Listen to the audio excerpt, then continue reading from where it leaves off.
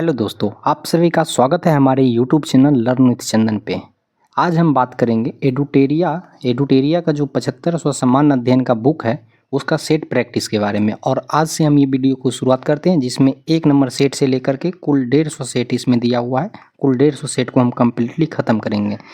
और इस बुक का बात करें तो सामान्य अध्ययन के लिए ऑब्जेक्टिव बुक बहुत ही बेहतरीन है और ये एडुटेरिया के द्वारा पब्लिकेशन से आता है ये बुक, जो आपके बहुत सारे एग्जाम में अति उपयोगी होगा। इसमें कुल 150 सेट दिया हुआ है, 150 सेट प्रैक्टिस है। तो चलिए आज हम पहला सेट प्रैक्टिस को शुरुआत करते हैं। पहला सेट प्रैक्टिस आप यहाँ स्क्रीन पे दिख रहा होगा कि प्रैक्टिस सेट नंबर 1 है और इसका हम डिस्कशन आज से शुरू करेंगे। इसको थोड़ा सा जूम कर लेते हैं ताकि आप सभी को पूरा क्लियर क्वेश्चन दिखे।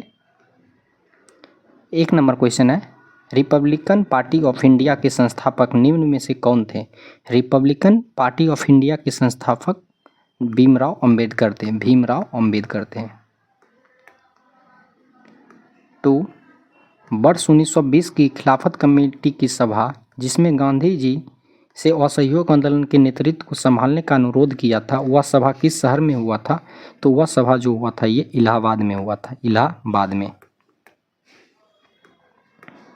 निम्नलिखित में से कौन व्यक्ति होम रूल लीग की स्थापना में शामिल नहीं था? तो होम रूल लीग की स्थापना में जो शामिल व्यक्ति नहीं था वो एच.एस. ऑलकोट शामिल नहीं था। एच.एस. ऑलकोट। नोआखली घटना के समय महात्मा गांधी जी के निजी सचिव कौन थे? नोआखली घटना के समय महात्मा गांधी जी के जो निजी सचिव थे वो प्यारेलाल थे। प्यारेलाल। सविनय अवज्ञा आंदोलन की असफलता के बाद गांधी जी ने किसको महत्व दिया था? सविनय अवज्ञा आंदोलन के बाद गांधी जी ने महत्व दिया था रचनात्मक कार्यक्रम को। बंकिम चंद्र चटर्जी की रचना कौन सी नहीं है? बंकिम चंद्र चटर्जी की रचना कौन सी नहीं है? तो पोस्ट मास्टर बंकिम चंद्र चटर्जी की रचना नहीं है। वर्ष 1911 में किस सामाजिक कार्यकर्ता ने ब्रिटिश विधान परिषद के समक्ष निःशुल्क तथा अनिवार्य प्राथमिक शिक्षा का प्रस्ताव रखा था? तो ये प्रस्ताव रखा था गोपाल कृष्ण गोखले। निम्नलिखित में से दक्षिण भारत में विजय प्राप्त करने वाला पहला शासक कौन था? दक्षिण भारत में विजय प्राप्त करने वाला पहला शासक कौन था? तो ये पहला शासक आपका है अलाउद्दीन खिलजी। निम्नलिखित में से कौन सा व्यक्ति रंपा विद्रोह से संबंधित है? रंपा विद्रोह से संबंधित व्यक्ति ऑप्शन के अकॉर्डिंग अल्लूरी सीताराम राजू है।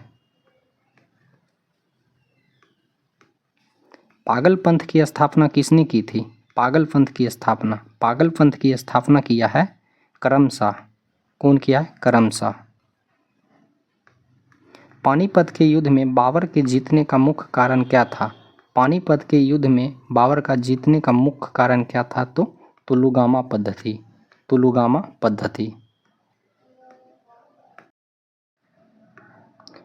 12, मध्यकाल में जौनपुर में स्वतंत्र सरकी राजवंश की स्थापना किसने की है?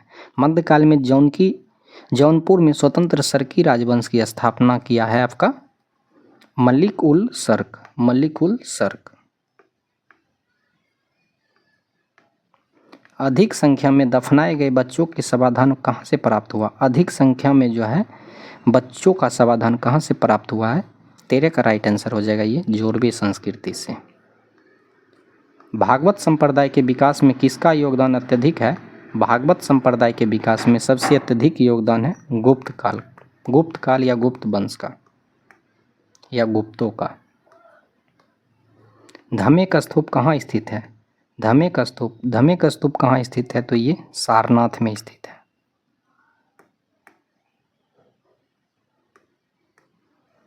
वह सुल्तान कौन था जिसने खलीफा के अधिकार को मानने से इनकार कर दिया था?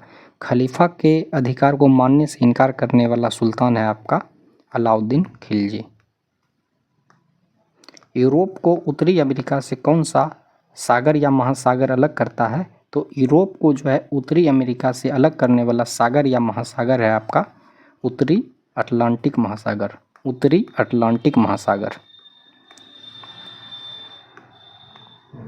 शिवालिक शैल समूह के दक्षिण में भावर क्षेत्र किसका उदाहरण है? शिवालिक शैल समूह में दक्षिण भावर क्षेत्र किसका उदाहरण है? तो ये गिरिपद स्थिति का उदाहरण है। गिरिपद स्थिति का उदाहरण है। निम्नलिखित में से कौन सा सौर परिवार से संबंधित नहीं है? सौर परिवार से संबंधित नहीं है, ये निहारिका जो है ये सौर परिवार का हिस्सा नहीं है। निहारिका जिसे हम लोग नेबुला कहते हैं, नेबुला कहते हैं, ये सौर परिवार का हिस्सा नहीं है। सूची 1 को सूची 2 से सुमेलित कीजिए और नीचे दिए गए सूचियों के कूट का प्रयोग करके हमें सही उत्तर का चयन करना। सूची 1 सूची 2। पहला है अनुच्छेद 26। अनुच्छेद 26 में है धार्मिक कार्यों के प्रबंध की स्वतंत्रता, और अनुच्छेद 26 ये मौलिक अधिकार के अंतर्गत आता है। अनुच्छेद 40। अनुच्छेद 40 में दोस्तों ग्राम पंचायतों का गठन की चर्चा किया गया। अनुच्छेद 40 में ग्राम पंचायतों के गठन का चर्चा किया गया है। अनुच्छेद 98। अनुच्छेद 98 में है संसद सचिवालय का जिक्र, संसद सचिवालय का जिक्र। और 239 में है संघ शासित क्षेत्रों का प्रशासन। तो 3, 4, 2 और 1 हमारा हो जाएगा ऑप्शन नंबर ए राइट हो जाएगा, ए। नेक्स्ट क्वेश्चन देखते हैं। निम्नलिखित क्षेत्रों में से किस एक क्षेत्र में राज्य सरकार का स्थानीय इकाइयों पर नियंत्रण नहीं होता है? कौन सा ऐसा क्षेत्र है जिस पर राज्य सरकार का स्थानीय इकाई पर नियंत्रण नहीं होता है? ये क्षेत्र हमारा है नागरिकों की शिकायतें, नागरिकों की शिकायतें। 22 देखते हैं, 22 नंबर। निम्नलिखित कथनों में से कौन सा कथन हमारा गलत है? देखते हैं गलत कथन कौन है। पहला है हमारा मौलिक अधिकार पर संविधान का भाग 3 यूएसए के बिल ऑफ राइट्स पर आधारित है। ये सही है दोस्तों। मौलिक अधिकार जो है भारतीय संविधान का, या भारतीय संविधान के भाग 3 में वर्णित है, जो यूएसए के बिल ऑफ राइट्स पर आधारित है। ये हमारा सही है। बी में है संविधान के अनुच्छेद 21 के अंतर्गत मृत्यु का अधिकार मूलभूत अधिकार है। जी नहीं, संविधान के अनुच्छेद 21 में जो मृत्यु का अधिकार है ये पहले हमारा मूलभूत अधिकार था, लेकिन वर्तमान समय में ये मूलभूत अधिकार नहीं है, तो ये हमारा गलत है। सी में है भारतीय संविधान एक पूर्ण संघीय संविधान है। जी नहीं, ये भी गलत है। भारतीय संविधान पूर्ण संघीय संविधान नहीं है। डी में है भारतीय संविधान के अनुसार मूलभूत अधिकारों को हटाया जा सकता है। ये भी कथन हमारा गलत है दोस्तों। भारतीय संविधान के अनुसार मूलभूत अधिकारों को जो है कभी नहीं हटाया जा सकता है। जो भी हमारा मूलभूत अधिकार होगा ये हमारा कभी नहीं रद्द होगा या नहीं हटाया जा सकता है, तो ये भी हमारा गलत है। बी, सी और डी गलत हो जाएगा। बी और सी और डी किस में है? ये ऑप्शन नंबर डी में है, तो इसका राइट आंसर डी हो जाएगा। 23 नंबर। वर्ष 2011 में भारत के संविधान में होने वाले 97वें संशोधन का संबंध किस विषय से है? तो इसका जो संबंध है दोस्तों 23 का राइट आंसर हो जाएगा। ये सहकारी संस्थाओं का गठन व कार्य संचालन से है। भारत के संसद द्वारा पंचायत प्रावधान अनुसूचित क्षेत्रों तक विस्तार कानून कब पारित किया गया? भारत के संसद द्वारा पंचायत प्रावधान, तो ये जो पारित हुआ है दोस्तों ये हुआ है आपका 1996 ईस्वी में। व्यक्तिगत प्रयोजय पीडीआई एक डैश है, पीडीआई एक डैश है दोस्तों, तो इसका सही फॉर्मूला हो जाएगा पीडीआई बराबर होता है व्यक्तिगत आय माइनस व्यक्तिगत कर भुगतान माइनस गैर कर भुगतान। पीडीआई बराबर व्यक्तिगत आय माइनस व्यक्तिगत कर भुगतान माइनस गैर कर भुगतान। बी हमारा करेक्ट हो जाएगा। शरीर के संपर्क में स्पिरिट ठंडी अनुभूति देती है क्योंकि यह अत्यंत वाष्पशील है। शरीर के संपर्क में जब स्पिरिट आती है तो यह जो है हमें ठंडी अनुभूति देती है, तो क्यों? ये अत्यंत वाष्पशील है। जब जल वाष्प में परिवर्तित होता है तब, जब जल जो है जल वाष्प में परिवर्तित होगा तब वातावरणीय ऊष्मा स्रोत से ऊष्मा जल में प्रभावित होता है।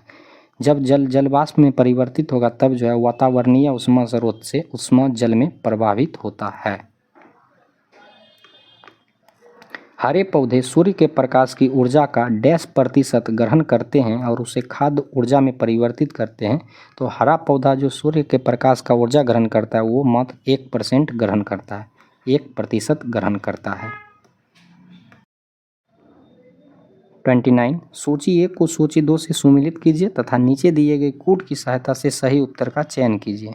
सूची 1 में है धातु, सूची 2 में है संबंधित रोग, यानी कि किस धातु से कौन सा रोग होता है। पहला है आर्सेनिक, आर्सेनिक से जो है फेफड़े का कैंसर नामक रोग होता है। बी में है कैडियम, कैडियम से जो है हड्डियों में कमजोरी होती है, हड्डियों में कमजोरी होती है।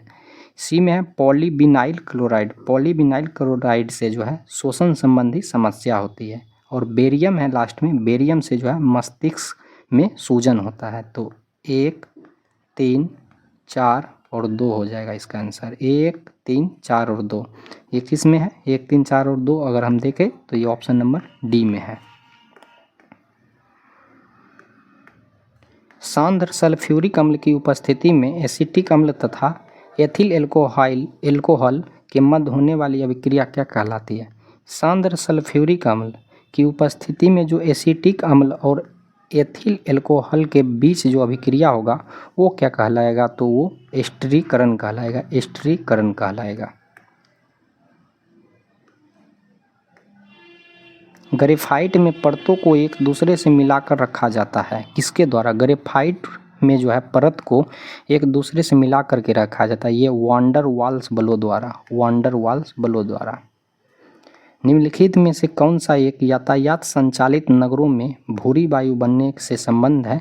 32 का राइट आंसर हो जाएगा ये सल्फर डाइऑक्साइड संबंध है, सल्फर डाइऑक्साइड।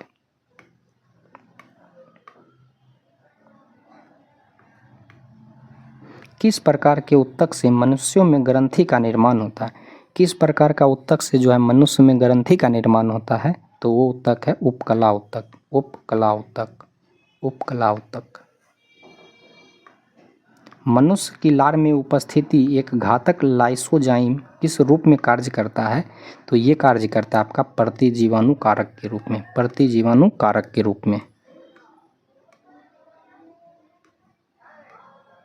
पौधों में रंध्रों का खुलना एवं बंद होना किस पर निर्भर करता है? पौधा में जो है रंध्र का खुलना एवं बंद होना ये जो निर्भर करेगा, ये निर्भर करता है स्फीति दाब पर, स्फीति दाब पर। निम्न में से कौन फूल का एक अंश या भाग है?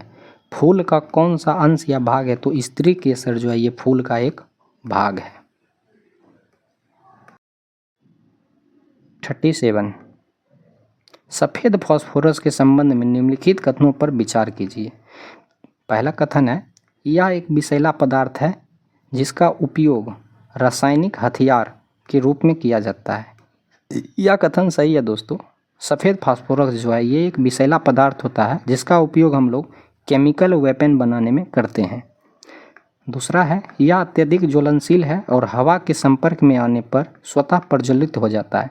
2 नंबर भी हमारा सही है। सफ़ेद फास्फोरस अत्यधिक ज्वलनशील होता है, जिसे हम खुला हवा में अगर छोड़ देंगे तो ये खुद ब खुद ये जल जाएगा, इसमें आग लग जाएगा। तो 1 और 2 दोनों सही है, सी नंबर हमारा करेक्ट हो जाएगा। 38 सामान्य ठंड में निम्नलिखित में से कौन नासिका संकुलन कंजेशन के लिए उत्तरदायी है? तो सामान्य ठंड में जो उत्तरदायी होता है ये है आपका हिस्टामिन। कौन सा? हिस्टामिन। केंद्रक कला का निर्माण किस कोशिकांग द्वारा होता है? केंद्रक कला का निर्माण ये जो है अंतर्द्रव्य जालिका में होता है। केंद्रक कला का निर्माण अंतर्द्रव्य जालिका में होता है। लसिका एवं रुधिर किस उत्तक का उदाहरण है? लसिका एवं रुधिर किस उत्तक का उदाहरण है? ये संवहनीय उत्तक का उदाहरण है, संवहनीय उत्तक का उदाहरण है। भारतीय अर्थव्यवस्था के संदर्भ में खुला बाजार परिचालन किसे निर्दिष्ट करता है? भारतीय अर्थव्यवस्था के संदर्भ में जो खुला बाजार है या किसे निर्दिष्ट करेगा? 41 का राइट आंसर हो जाएगा ये आरबीआई द्वारा सरकारी प्रतिभूतियों के क्रय और विक्रय को निर्दिष्ट करेगा। आरबीआई द्वारा सरकारी प्रतिभूतियों के क्रय और विक्रय को निर्दिष्ट करेगा। पूंजी खाता परिवर्तनीयता की सिफारिश निम्न में से किस समिति ने की थी? तो पूंजी खाता परिवर्तनीयता की सिफारिश तारपोर समिति किया था, तारपोर समिति।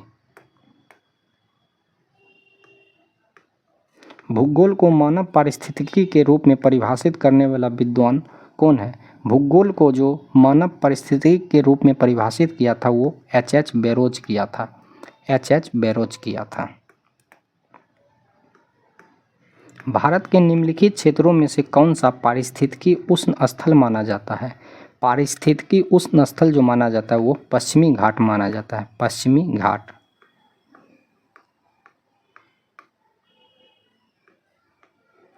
विश्व संगीत दिवस कब मनाया जाता है? विश्व संगीत दिवस मनाया जाता है दोस्तों ये 21 जून को, 21 जून को। भारत का पहला राष्ट्रीय सामुद्रिक पार्क कहाँ स्थित है? भारत का पहला राष्ट्रीय सामुद्रिक पार्क कहाँ स्थित है? तो ये कच्छ में स्थित है, कच्छ में। निम्नलिखित में से किसने कहा था स्वाद का वास्तविक स्थान जिह्वा यानी जीभ नहीं बल्कि मन है? कौन कहा था कि स्वाद का वास्तविक स्थान जीभ नहीं बल्कि मन है? तो ये महात्मा गांधी बोले थे, महात्मा गांधी।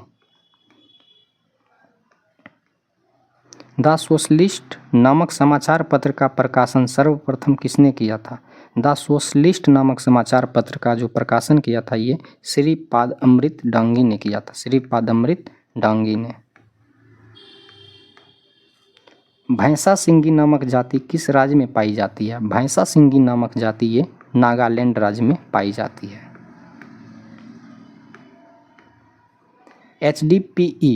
HDPE का पूरा नाम क्या है? तो HDPE का पूरा नाम है high density polythene, high density polythene, ये हमारा राइट हो जाएगा। इस प्रकार हमने इसमें कुल 50 क्वेश्चन आज के पहला सेट में देखा है और इसमें कुछ स्मरणीय तथ्य नीचे दिया हुआ है, देख लेते हैं उसको एक नज़र में। स्मरणीय तथ्य के अंतर्गत दोस्तों हमारा जो आज का पहला ये टॉपिक है ये एंशिएंट से दिया हुआ है। भारत में मानव का सर्वप्रथम साक्ष्य प्राप्त हुआ है, भारत में मानव का सर्वप्रथम साक्ष्य जो प्राप्त हुआ है ये नर्मदा घाटी से प्राप्त हुआ है, नर्मदा घाटी से प्राप्त हुआ है। सर्वप्रथम प्राचीनतम अस्थायी जीवन के प्रमाण मिले हैं, सर्वप्रथम जो है प्राचीनतम अस्थायी मानव जीवन का जो प्रमाण मिला है जहाँ पे अस्थायी तौर से मानव रहते थे वो मेहरगढ़ से मिला है, मेहरगढ़ से।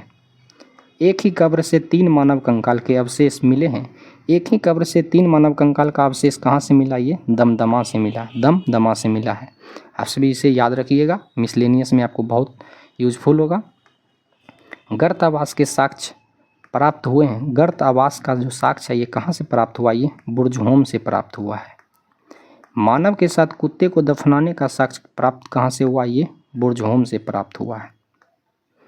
जूते हुए खेत का साक्ष्य कहाँ से प्राप्त हुआ है? जूता हुआ खेत का साक्ष्य, तो जूता हुआ खेत का साक्ष्य जो है हड़प्पाई स्थल कालीबंगा से प्राप्त हुआ है, कालीबंगा से।